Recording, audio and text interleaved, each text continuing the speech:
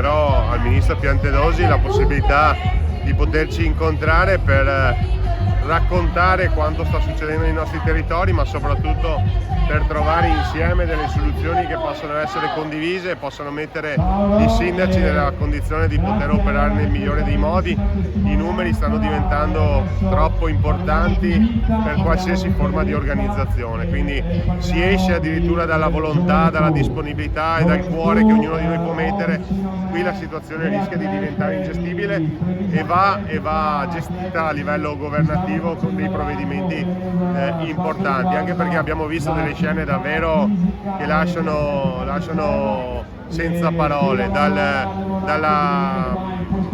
rifiuto dell'ospitalità di questi pakistani che addirittura non gradiscono l'accoglienza in un hotel perché non mangiano bene, non mangiano a sufficienza o sono troppo lontani dal punto in cui dovrebbero essere. Mi pare davvero qualcosa di assurdo che invece di avvicinare il processo di integrazione lo allontana, e quindi serve davvero fermarsi, dialogare, discutere e capire insieme quali soluzioni sui flussi migratori poter attuare. Ecco, lei a Piantedosi suggerirà qualcosa?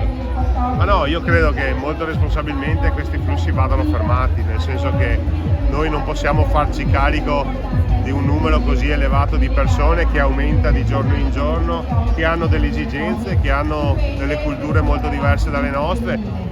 La diversità tra culture genera sicuramente ricchezza, però è altrettanto vero che in questa fase qua i disagi superano l'opportunità e quindi serve una reazione da parte del governo. So però che la sensibilità del ministro Piantedosi e del governo Meloni va nella stessa direzione, quindi insomma sarà mia cura metterci a disposizione del governo per portare dei suggerimenti. I territori sono saturi e rischia di saltare l'elemento integrazione.